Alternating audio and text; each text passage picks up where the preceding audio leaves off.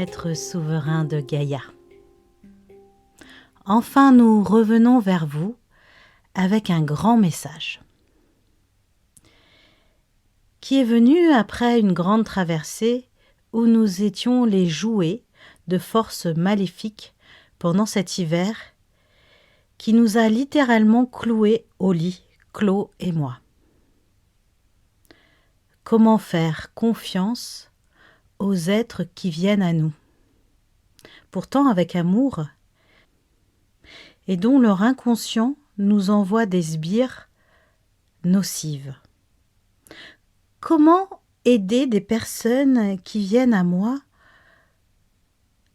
car leur canal s'ouvre sur la source, mais pas du côté lumineux. Savoir apprendre, dissocier, avoir de la prudence, du discernement. Tout cela sont des actions à acquérir quand on ouvre, quand on s'ouvre à l'invisible. Se relier à la source, oui, mais demander la source de lumière, car la source a toutes les polarités en elle. Demandez la lumière. Demandez toujours qui l'on reçoit et demandez à recevoir la lumière. Et puis se protéger, à sa manière, mais se protéger, s'ancrer, être sur Gaïa, demander de l'aide, se dégager. Quand on est au service de l'invisible, ne pas servir tout le monde, mais la lumière, juste la lumière d'amour. Pour cela, il faut vibrer haut, bien sûr. Faire des guidances avec moi, par exemple, car je vois et peux vous aider sur votre chemin qui s'ouvre. Faire confiance à l'amour, à notre cœur vibrant. S'engager pour la lumière, avec joie et sagesse. Beaucoup de sagesse. Et puis, comme une récompense, après notre traversée avec l'eau, sur notre chemin, nous avons rencontré Nara, femme de Mongolie, qui fut la traductrice, il y a une vingtaine d'années, de Corinne Sombrin, chamane française. Elle passait par La Ciotat pour des soins avec Bahira, femme chamane mongole. De cette rencontre est née cette vidéo, qui est un trésor pour vous tous, un livre de sagesse pour enfin discerner, voir avec clarté, pour enfin pouvoir avancer tous ensemble vers la lumière, vers la nouvelle dimension. Peu avant de rencontrer Nara, nous avons été faire une visite à la Sainte-Baume où nous avons reçu un fabuleux message de Marie-Madeleine, justement là-dessus. Vous allez pouvoir l'entendre aussi dans cette vidéo. Mais avant de vous délecter de cette rencontre, je voulais vous parler de nos lives Nouvelle Fréquence avec Jean-Philippe Geoffroy qui commence le 26 avril, donc tout bientôt, à 20h, en direct de Bougarache. Cela est pour vous permettre d'augmenter vos vibrations dans ces temps troubles de notre histoire. Et puis j'ai aussi des places pour des guidances personnelles début mai. Et puis, on vous donne rendez-vous le 20 mai en Suisse et le 25 mai dans la Drôme avec une balade canalisée et des chants mantras avec Claude Bram. Bien sûr, vous trouverez toutes ces infos sous la vidéo en cliquant sur plus et en allant sur les liens que vous trouverez sur les différents sites. Bon, allez, il est temps que je vous laisse écouter notre échange avec Nara et Bahira.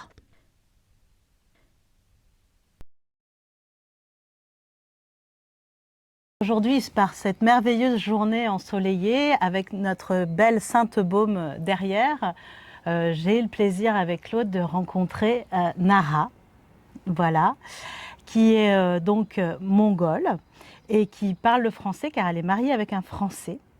Et elle a à côté d'elle, tu peux la présenter Bahira. Bahira, voilà, qui elle est La chamane qui est la chamane. Donc voilà, j'ai un grand plaisir à être avec vous deux aujourd'hui. Je traduis. Bah oui, tu traduis, bien évidemment. Est-ce que tu peux nous parler un petit peu de toi, de ton parcours, en quelques mots? Voilà, donc je suis Naradash. Ça fait depuis 1995 que je fréquente la France et que je suis vraiment intimement liée avec la France et que je représente un peu la culture mongole et le chamanisme mongol et que j'accompagne quelques chamans depuis 2015 en France pour des conférences, pour des rencontres. Et là, aujourd'hui, on est vraiment en 2024. Je suis convaincue que le chamanisme mongol a quelque chose à apporter et que ma contribution, c'est de traduire, de présenter et puis aussi d'accompagner nos chamans dans des frontières au-delà des frontières. de la frontière mongole. Et du coup, je pense qu'on fait partie des gens qui vont faire évoluer le chamanisme mongol et la pratique mongole pour qu'ils puissent apporter vraiment la connaissance basique sur la culture chamanique. Et je pense que le monde a besoin de ça. Tout à fait. De faire partir de Tout à ce fait. monde. Moi, je suis une nomade. Ouais. Je pense que, donc, moi, j'évolue, je vis à travers des expériences personnelles.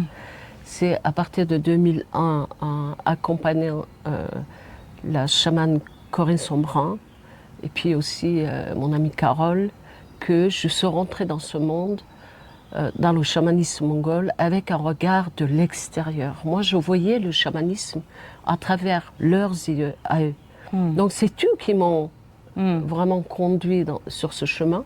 Et puis, ça fait maintenant 23 ans que je fréquente vraiment des différents chamans des Mongols. Et je pense que le chamanisme mongol nous amène à ancrer dans cette vie.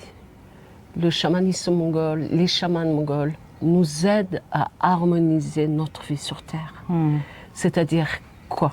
C'est avoir travaillé sur nos émotions, analyser nos paroles et sentir, suivre nos intuitions. Parce que chaque être humain vient dans ce monde avec une intuition et on doit laisser parler, on doit écouter. Tout à fait. Et le chamanisme mongol ou les chamans mongols ne promet jamais la magie. Il ne prend jamais cette responsabilité en disant « je peux changer ta vie ».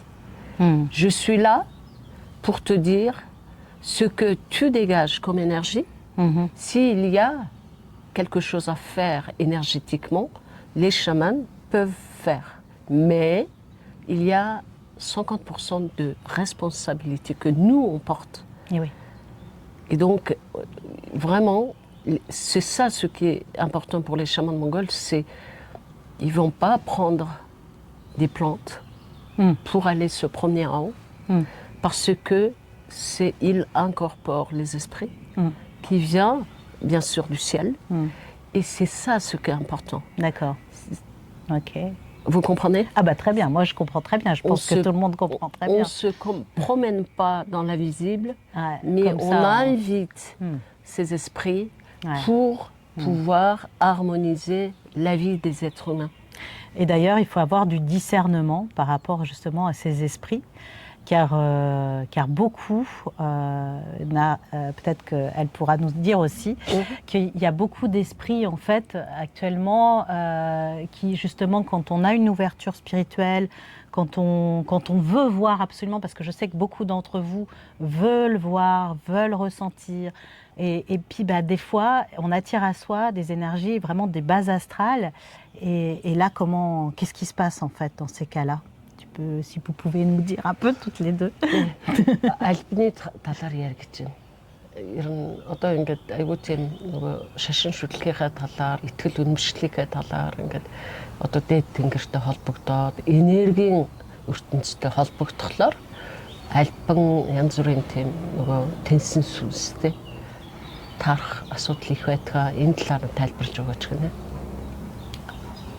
Ер нь энэ одоо тэнсэн сүнс альбан гэдэг бол ер нь бидний одоо тэнэмэл одоо урд наснда одоо үйл өмөр хийсэн дээд ертөнцтэй одоо өөрийнхөө байсан эзлээгүй тийм тэнэмэл сүнснүүд байдаг гэж одоо яг миний хувьд л тэгж ойлгодог. Энийг дээд тэнгэртэй холбогдно гэдэг бол ер нь эхлээд мэдээлэл. Il dit les âmes errants, les énergies de base astrale, ce sont des âmes qui n'ont pas réussi à partir dans la lumière au moment de la mort. Ouais. Donc eux, ils restent sur cette terre. Et donc c'est ça ce qui pollue un peu l'univers de l'énergie. L'univers énergétique. Voilà. Qu'il faut vraiment aider à ce que ces âmes passent. Exactement. Exactement. Et c'est pour ça qu'il y a vraiment culturellement, il y a une très grande différence. C'est qu'en Asie, nous, on a l'habitude d'accompagner nos morts. Et que de faire des prières, de savoir est-ce que son âme est réfugiée dans ce monde, sur un objet ou sur un des enfants, ou sur les parents ou sur nos enfants. Et quand on n'accompagne pas ces âmes, parce que les âmes qui ne partent pas dans la lumière, ce sont des âmes, ce sont des gens qui ont vécu un peu mal la vie. Et oui, qui s'accrochent. Exactement, qui s'accrochent, qui n'ont pas élevé spirituellement suffisamment. Puis ils ont peur de ce qui peut se passer au-delà, quoi. Comme Exactement, on dit. Il suffit d'avoir ça et ils se réfugient. Et pourquoi les gens se connectent à ça? C'est parce que vraiment, il y a une mode en France ou en Europe d'aller se connecter avec l'invisible. Or, le chamanisme mongol, c'est que tous les chamans mongols, au début, ils refusent de devenir chaman. Parce que c'est une très lourde responsabilité, c'est une très lourde charge personnelle. Je comprends ça. Parce qu'ils sont invités à avoir la parole impeccable.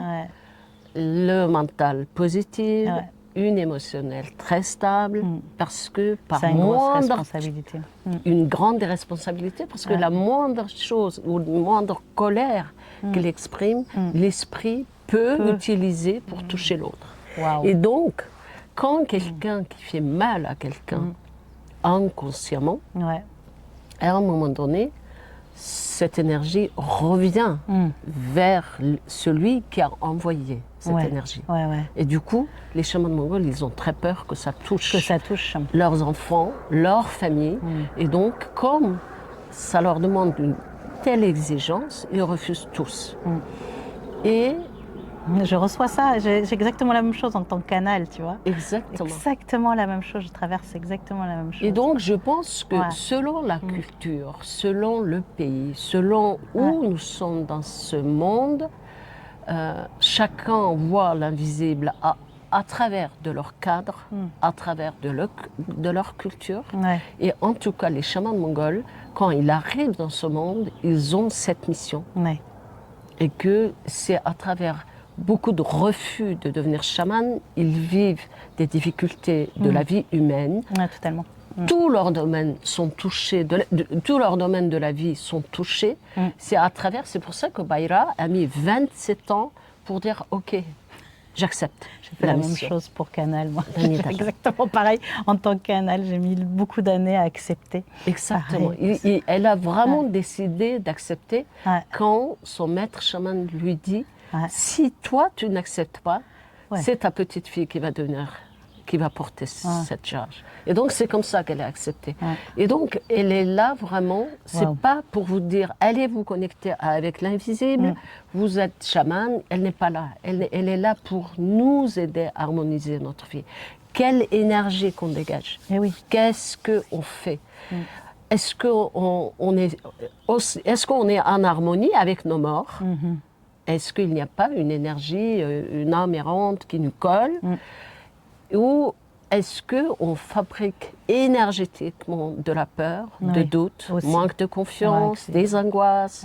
Parce c'est ça. que avoir peur, c'est une chose. Être prudent, c'est une chose. Mais quand vous êtes comme un centrale atomique qui tourne et que vous produisez des peurs de moindre des choses, et là, ça devient énergétique. Et ouais, puis là, ça s'engouffre, quoi. Exactement, Ouais. exactement. Waouh. Et c'est les gens qui se connectent avec l'invisible, avec les énergies de base astrale, avec les âmes errantes, ce sont souvent des gens qui ne savent plus ce qui est réel ou imagination. Et ce sont des gens qui utilisent des rituels sans savoir l'impact de ces énergies. Ouais. Et puis ce sont des gens qui fuient quand même un peu une réalité Oui. quand Qui est on pas n'est évidente. pas ancré, on n'a pas de discernement, on n'a pas de lucidité. On est facilement zappé par ces énergies-là. Ah oui, et puis d'un coup, on est atteignable. Exactement. Et puis alors, ce qui est fou, c'est que ces énergies du bas astral, quand d'un coup on les capte, donc d'un coup, imaginons quelqu'un qui commence et qui n'a pas fait de travail sur lui, qui n'a pas fait de nettoyage, hein, qui n'est pas ancré, enfin qui est un peu ancré mais pas assez, on va dire, et qui d'un coup capte ça, d'un coup pour lui c'est la panacée, d'un coup il capte, et puis il croit que c'est bon, puis en plus, ce qu'il y a de bizarre, c'est que ces énergies du bas astral, elles amènent des choses vraies et positives. Et ça, c'est curieux. Du coup, on ne sait plus. On se dit, mais pourtant, c'est réel ce que je reçois. Et c'est beau. Et c'est pur. Oui, mais c'est là où on se fait avoir. Et ouais. Parce que ces énergies de base astrale, ces âmes errantes qui sont jamais parties dans la lumière, Ouais. amènent au début, Ouais. pour flatter l'ego de la personne, Ouais. pour l'amener encore plus dans cette imagination, pour qu'il soit plus ancré, qu'il soit perché, Ouais. il lui amène de la magie, au début. Au début. Et donc, au début, ils vivent comme une lune de miel. Ah, waouh. Et oui. Donc, ces énergies,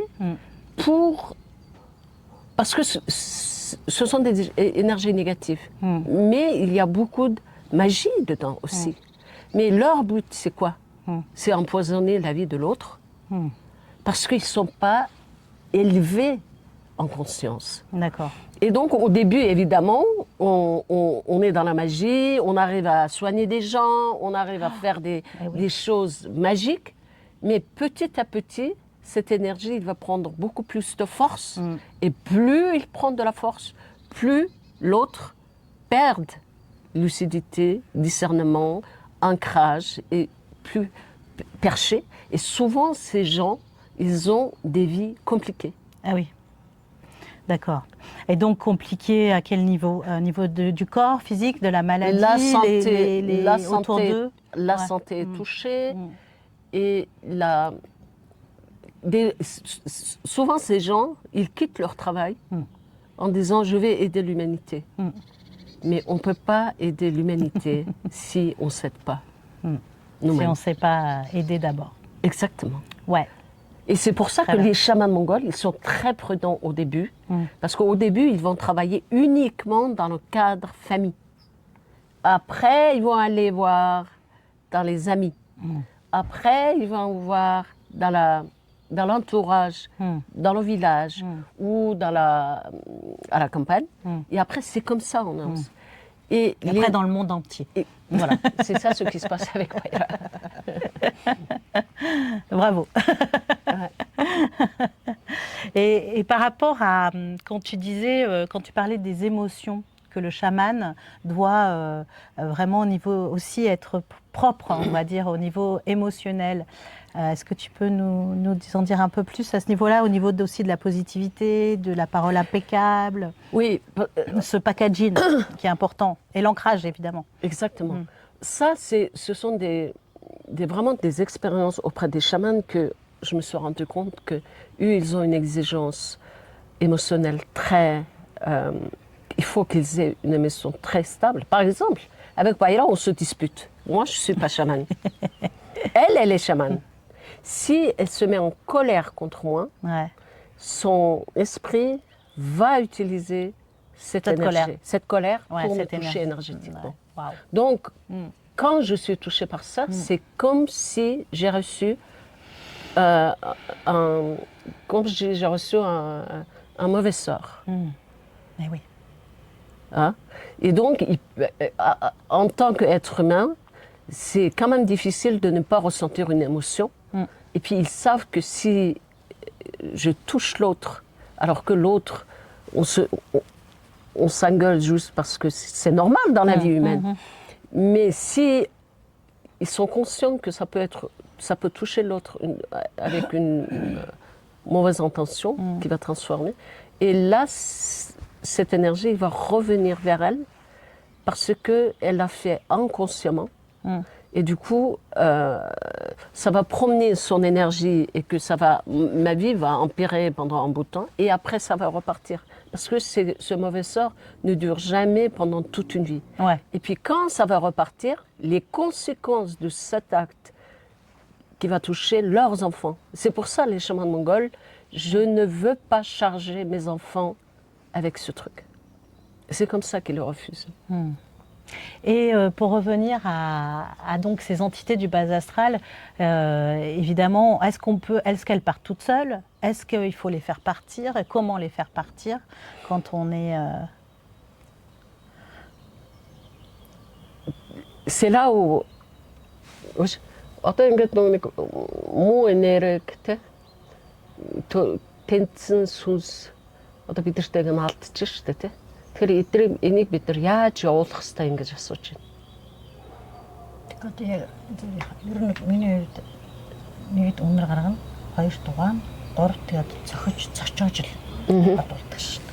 Voilà, c'est vraiment autant voilà, selon la culture chamanique mongole, ce sont des chamans qui peuvent aider ces gens. Et ils utilisent des rituels, ils font du rituel. C'est vrai qu'à chaque fois, selon la personne, le rituel change. Ils utilisent de la fumée, ils utilisent... ils vont brusquer un peu pour faire partir cette énergie. Donc ça ne peut pas partir tout seul alors. Ça ne peut pas partir tout seul. Et surtout, quand c'est depuis un bout de temps qu'on entraîne avec ça, ils sont obligés d'avoir une aide de l'extérieur. Est-ce que ça peut être karmique? Est-ce que ça peut être des choses qu'on a ramenées d'autres vies? Урд насныхаа амьдралаас чирсэн тийм үйл одоо сүнс тийм үү юм дагуулж ирнэ гэж байх уу гэнэ. Үгүй шүү дээ. Ер нь тодорхой хэмжээгээр хувь тавилан бол яг өөр байдаг. Ouais. Le destin joue. Avec quelle mission qu'on vient dans ce monde, quel destin qu'on va vivre, ça dépend beaucoup. C'est pour ça que, vraiment, par exemple, Bayra, il a une responsabilité en tant que messager d'avoir le discernement, d'être ancré, d'avoir une, comment ça s'appelle, une lucidité, une sagesse. Parce que l'esprit ne peut pas s'incarner dans un corps qui, s'il est animé par des mauvaises pensées, par des émotions instables, avec des paroles très négatives, cette énergie-là, il va être utilisée d'une mauvaise manière. Et donc, ces esprits, ils viennent pour nous aider, pour harmoniser la vie, pour amener plus de lumière dans cette vie humaine. Et donc, Bayra, il a cette part de responsabilité de 50% de dire là, je suis sur la route. Mais c'est exactement de la même manière quand il y a quelqu'un qui vient voir un chaman ou une chamane, il a la même responsabilité d'être positif,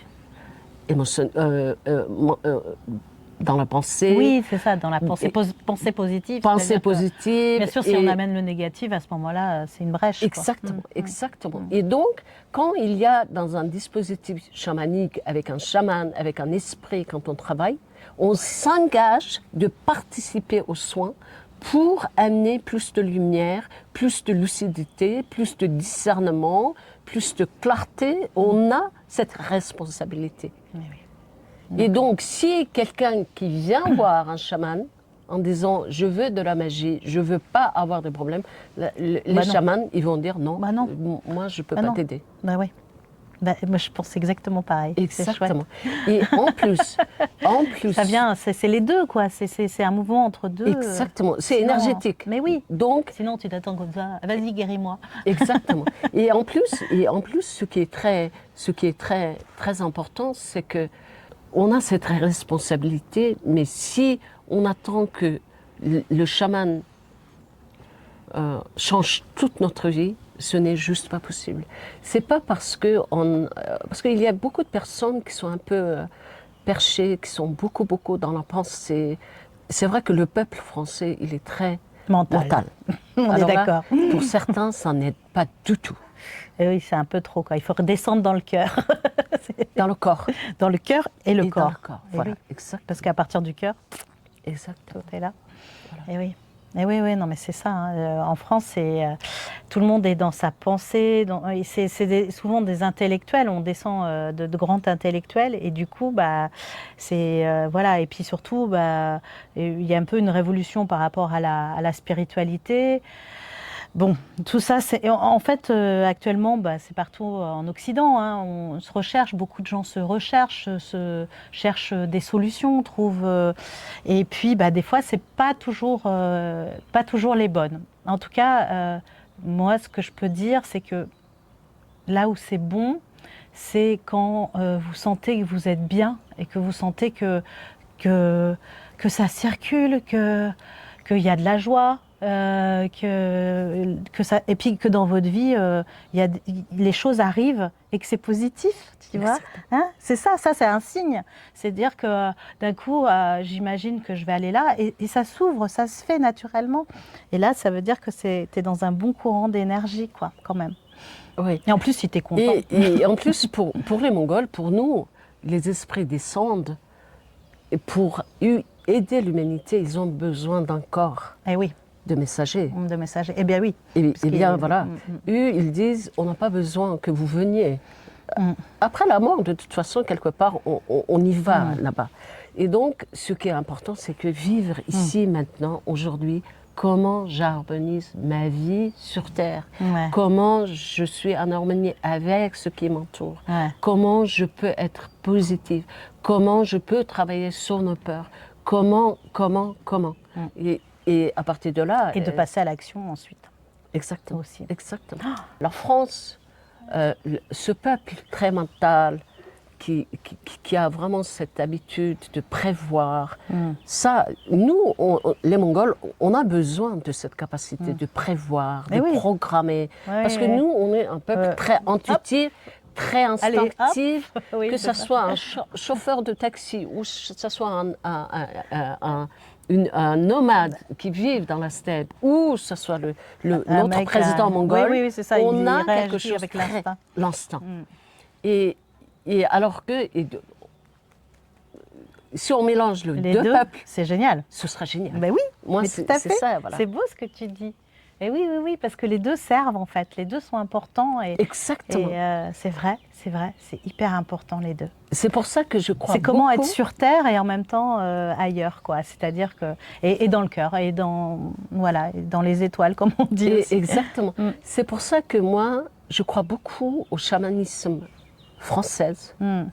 Si le chamanisme français, il aura un visage ou une identité chamanisme française, si la base est bonne, et que tout le monde n'essaye pas d'être chaman, tout le monde n'essaye pas de connecter avec l'invisible. C'est vraiment. Et pour nous, les chamans, ce sont des gens qui sont prédestinés pour cette mission quand ils arrivent dans ce monde. Je pense aussi. Je pense que et actuellement, comme il y a beaucoup de vieilles âmes qui sont venues sur Terre, il y a aussi cette connexion avec ce qu'ils ont été avant, tu vois. Exactement. Et qui se reconnectent à ça. Et c'est formidable aussi. Mais voilà, tout le monde ne peut pas. Moi, comme je dis, tout le monde peut jouer du piano, quand on a 2 mains, mais tout le monde n'est pas virtuose. Exactement. Tu vois. Tout le monde ne peut pas devenir chirurgien. Voilà, Par exactement. exemple. C'est pas parce qu'on veut être On veut chirurgien être chirurgien qu'on est on vient toujours avec un talent, avec un don, C'est avec une l'ego, facilité de souvent. faire quelque chose. C'est pareil pour les chamans. On ne décide pas de devenir chaman. On ne décide pas de faire des soins chamaniques. On ne décide pas. Ce sont une charge qui les pousse à accepter en Mongolie. Et c'est vrai que les chamans mongols, quand ils quoi, viennent, ça pourquoi la grande partie des gens qu'on voit veulent aller visiter l'invisible, veulent se connecter avec l'invisible.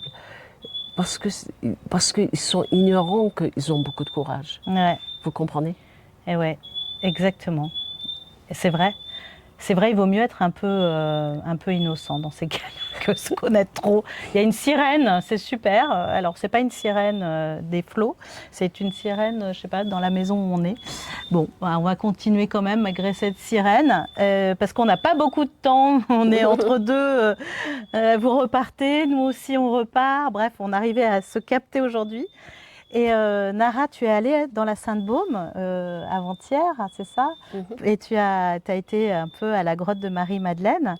Moi, je canalise, je ne suis pas la seule, on est plein de canals à la canaliser, Marie-Madeleine. Et elle disait, la dernière fois que je l'ai canalisée, j'ai emmené un groupe là, le 16 mars dernier là-haut. Et quand je l'ai canalisée, elle nous appelait mes chers enfants, mes chéris. Tu vois, il y avait tellement d'amour. C'est comme une mère. Et elle nous disait « N'ayez crainte, je suis là, je veille sur vous, comme une mère sur ses enfants. » Dans vos vies actuellement, certains d'entre vous ont des choix à faire. Sachez que les bons choix sont toujours ceux qui vont vers la lumière. Comment la voir? Fermez les yeux et vous verrez. Car dans l'obscurité apparaît la lumière. N'ayez crainte, n'ayez pas peur de l'obscurité. Elle referme la lumière. C'est aussi ça le chemin. Le chemin de prendre dans ses bras l'obscurité, de la chérir, de l'aimer, de la dorloter afin qu'elle nous guide vers la lumière. L'obscurité est une messagère d'amour. Ce n'est ni le diable, ni la malfaisance. L'obscurité contient la lumière et l'amour. Sentez cet amour en vous qui grandit au fond de votre cœur pour exploser de bonheur. Allez vers la lumière, mais c'est l'amour qui guide vos pas. À chaque pas, un peu plus d'amour qui rentre en vous, de cette terre-mère. Dans chaque pas, un peu plus de sève qui vous nourrit, de l'amour. Dans chaque pas, un peu plus de sagesse qui inonde tout votre être. N'ayez crainte, vous êtes porté à chaque pas. La vie est ainsi faite, chaque pas est un bonheur, chaque pas est un appui vers l'élévation. Plus vous vous élevez, plus vous vous guérissez, plus vous arpentez le chemin pas à pas, plus vous guérissez toutes vos blessures, du passé, de l'avenir et du présent. Nourrissez vos blessures d'or et de diamants, elles guériront que plus vite. Bénissez-vous de beauté à chaque instant. Vous êtes des rubis étincelants. Rappelez-vous de cela, chaque instant, à chaque pas. Soyez bénis, je vous aime d'un amour infini. Je suis allée à la grotte de Marie-Madeleine. C'est vrai que j'étais très très émue parce que dans cette forêt sur le chemin, j'ai croisé plusieurs personnes qui faisaient la prière à haute voix. J'étais très émue parce que c'est votre manière de se connecter avec votre spiritualité. Et chaque peuple a son identité, sa manière, ses rituels, ses prières pour aller au même endroit, pour aller se connecter à la même source. Et donc, on n'a pas le même opérateur téléphonique. Exactement. C'est comme dit, toutes les routes amènent au Rome. Et oui, à Rome. À Rome, c'est la même chose. Donc, moi, j'étais très émue et j'ai allumé une bougie. J'étais très émue parce que c'est vraiment énergétiquement, évidemment, c'est un lieu très particulier. Comme nous, on va aller au sommet d'une montagne où il y a beaucoup d'esprits qui se réfugient. Donc je suis très sensible à ça. Et c'est vrai que le peuple mongol, depuis la période de Genghis Khan, on a toujours accueilli d'autres religions sans les critiquer, sans les soupçonner. Parce que de toute façon, que ce soit pape ou ça soit, on considère toujours dans la conscience mongole, ce sont des chamans. Voilà. Et oui, bien sûr. Finalement, on se réunit, comme tu disais, puis on est tous un. Et tu voulais, Nara, parler aussi par rapport aux chamans ici en France. Bon, alors ça s'appelle pas chaman, ici on appelle ça les guérisseurs, les rebouteux. Et puis ça vient d'une racine de sorciers, d'hommes sorciers et sorcières. Et puis ils ont été persécutés, tués, torturés. Voilà, aujourd'hui c'est fini. Et je sais, pour l'avoir vécu, que beaucoup d'entre nous avons cette mémoire collective et du coup on a été bridés et du coup on n'arrive pas à retrouver notre force, notre pouvoir guérisseur finalement parce qu'on a cette mémoire de persécution, de torture, etc. Mais toi, tu penses aujourd'hui positif, qu'aujourd'hui c'est possible, qu'aujourd'hui on revient à ça finalement, on ressort les sorcières enfin les sorcières dans le bon sens, hein, les sorcières blanches, quoi, les sorcières pures. Moi, je crois que ce soit des chamans mongols ou des chamans français ou d'Europe, je fréquente quand même beaucoup ces gens. Ouais. Il y a deux choses. Les chamans français, je crois beaucoup au chamanisme français ou à la puissance du travail des chamans français, parce que les chamans français, s'ils arrivent à maîtriser leur ego, s'ils arrivent à faire travailler leur discernement, ce sont des chamans qui vont être très puissants. Parce que ce sont des gens qui travaillent beaucoup sur eux. Oui, du coup. Et donc, ce part de travail sur soi manque un peu aux chamans mongols. Parce que les chamans mongols, ils suivent à la lettre de tout ce que disent les esprits et ils incorporent l'esprit, ils laissent travailler l'esprit, mais ils ne se posent pas autant de questions que les chamans français. Et du coup, on est d'accord, les chamans mongols, ils ont une puissance naturelle, énergétique. Oui. Ils ont cette aptitude parce qu'ils l'ont gardé. Ils quoi. ont gardé. C'est notre culture nomade nous a beaucoup aidé à garder les origines du travail. Ça. Mais si des chamans français arrivent à accéder, se basent, cette puissance de savoir-faire pour se connecter avec leur esprit, comment incorporer, comment cheminer, avec autant de questionnements mentaux qu'ils ont, le travail qu'ils font sur eux, pareil, dans le cœur, ils nous amèneraient aussi aux chamans mongols la possibilité qu'il est bon de se travailler sur soi. C'est pas juste maîtriser l'émotion, mais avec des questionnements pour aller plus loin. Mais oui, tout à fait. C'est très juste ce que tu dis. Et une question me venait comme ça en t'écoutant. Je me disais, tu vois, les gens qui d'un coup se connectent et puis connectent une entité du bas astral, on lui enlève, c'est parti et tout ça. Est-ce qu'ils peuvent se reconnecter ou est-ce que du coup c'est biaisé? Moi j'ai un peu la réponse, mais je voulais te l'entendre. Se reconnecter avec ces énergies? Non, pas avec les énergies du bas astral, mais justement avec un bon esprit. Est-ce qu'ils peuvent retrouver leur potentiel, tu vois? Oui, bien sûr. Bien sûr. Bon, quand ces gens qui sont connectés avec des énergies de bas astral ou des âmes errantes, les chamans aident. En Mongolie, des chamans travaillent sur ça parce qu'on ne peut pas se dégager tout seul. Dégager toute seule. Ouais. Donc il y a un travail de... Mais après, ces gens, ils doivent être positifs, ancrés, alignés.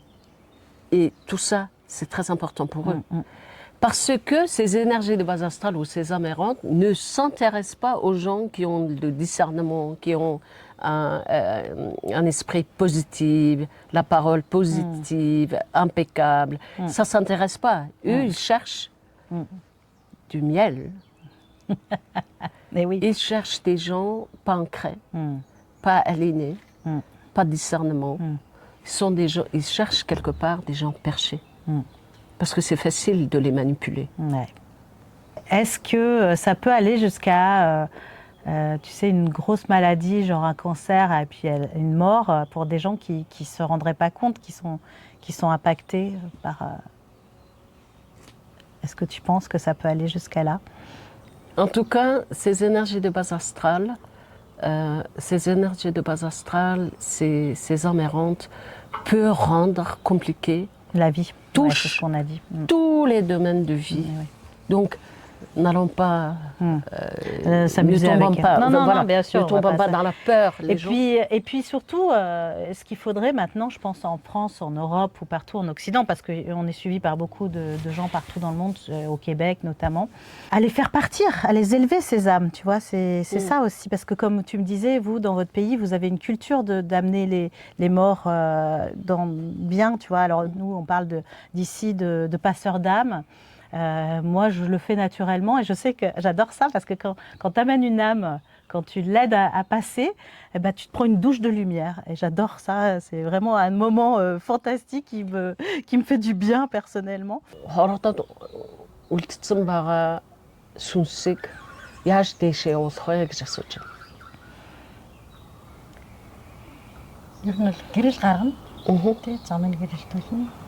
Allumer une bougie,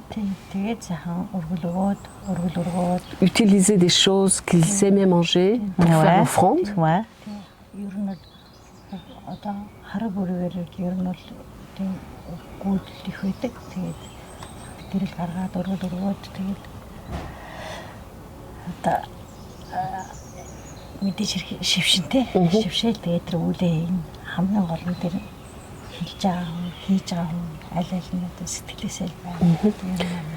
Évidemment, les chamans aident pour ça.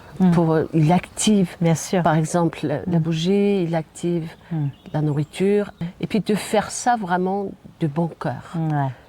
Vraiment émotionnellement, qu'on se connecte pour lui dire tu peux partir, tu peux t'en aller. Et c'est vrai, Bayra, il dit à la tombée de nuit, tout commence à bouger. C'est à ce moment-là qu'il faut faire ce rituel. Ah, à la tombée de la nuit, d'accord. Voilà. Ok. Et est-ce que c'est pareil pour les animaux? Bien sûr que oui.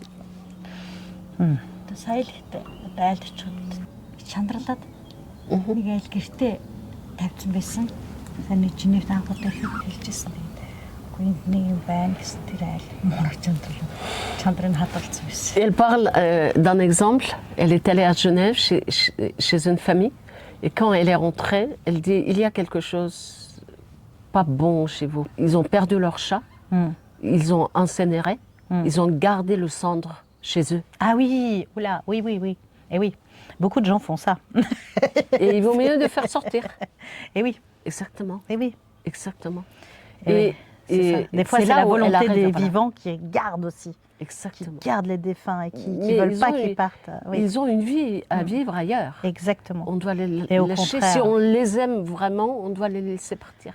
Moi, tu vois, ce que je ressens par rapport aux défunts, c'est que tout, que ce soit animaux ou humains, de toute façon, c'est à peu près la même chose. Au niveau des âmes, enfin, c'est pas tout à fait la même chose, mais bon, voilà. Et en tout cas, ce que j'ai pu percevoir, moi, je communique aussi avec les défunts, c'est que tu as, en fait, on dit ils partent dans l'au-delà, mais non, en fait, ils sont là avec nous, mais ils sont dans la lumière. Et la lumière rentre en nous. Tu vois, j'ai vraiment cette sensation. Tout cette et oui, la lumière voilà. Qui passe et qui amène tout ça. Puis on est tous reliés, on fait tous un, quoi, partout dans le monde. Moi, je sais que je travaille avec le téléphone parce que finalement, on n'a pas besoin. Ça se relie à travers les esprits, à travers. On est vraiment interconnectés.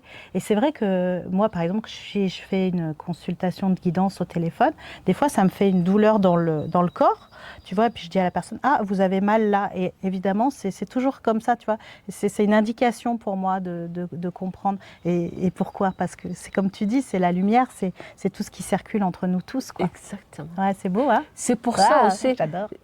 C'est pour ça aussi que je suis une maman de 2 garçons. Ouais. Et bien sûr que j'ai perdu 4 frères sur 6. Ouais. Mon destin a été beaucoup marqué par les morts de mes proches. Et maintenant, aujourd'hui, j'ai 53 ans. Et j'ai vraiment compris que c'est parce qu'on n'a pas su faire le deuil qu'on est tous, on s'est détruit de l'intérieur. Bah, carrément. Mais Et deuxièmement, un poison. Et moi, j'ai beaucoup lutté de ne pas produire des peurs, des doutes, des angoisses sur nos enfants, parce que toutes les mères sont liées avec leurs enfants énergétiquement. Mais si je m'inquiète pour mes fils, que je produis ces peurs, forcément, je crée une réalité. Ah bah oui, bien sûr, complètement. Complètement, donc on a une responsabilité en tant qu'humain, en tant que parent, en tant que chaman, on a tous une responsabilité sur le collectif en fait. Exactement. Parce qu'on vraiment on est complètement liés. Тэрнтэй харьцаж би өөрөө бас хүч авч байгаа гэж бодоод тэрийг ингээ биеэрээ туулаад явж байгаа.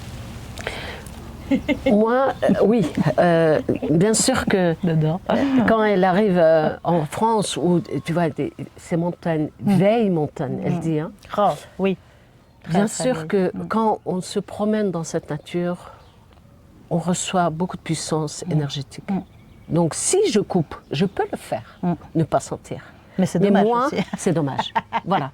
Et oui, donc, je traverse ces énergies avec mon corps. Je ressens et je sais que c'est une opportunité de me nourrir énergétiquement. Oui. Eh oui, c'est vrai, c'est vrai. Vraiment, ici, on ressent aussi beaucoup d'énergie de la nature si on sait se connecter à elle et on peut complètement se recharger énergétiquement. Exactement. Et se nettoyer. Et là, on parle de la même chose. On organise des voyages thérapeutiques pour des francophones. Ah oui, c'est bien que tu en parles. Très bien. Et on va aller vraiment dans le berceau du chamanisme mongol où, depuis des siècles, nos ancêtres n'ont rien changé dans la nature. Ils n'ont pas construit une maison, ils n'ont pas construit un monastère. C'est vraiment sauvage. Et c'est vrai que Bayra est allé 2 étés. Il dit quand on revient, on n'a plus même puissance. On est amplifié. Il faut que je vienne, il faut qu'on y aille, Claude. Ouais. Et je t'invite parce que on a besoin d'être ressourcé par la nature. Bah oui, toutes les énergies des lieux. Waouh, super. Ce sont des esprits, voilà. C'est vrai. Tout plein d'esprits, quoi, positifs, qui nous accompagnent, qui nous arrêtent, ça nous permet d'aller sur le chemin, quoi, sur notre chemin. Exactement. Aussi. Ouais. Et Nara, tu as écrit ce joli livre aussi, Moi Nara, femme de Mongolie. Donc tu parlais de Corinne Sambrin, qui est une femme qui est musicienne à la base et puis qui est allée en Mongolie, puis par hasard, entre guillemets, s'est retrouvée à enregistrer une chamane et puis elle est partie. Hein, et puis du coup, elle a reçu les enseignements. Et toi, tu as assisté à tout ça? Bien sûr. C'est comme ça que...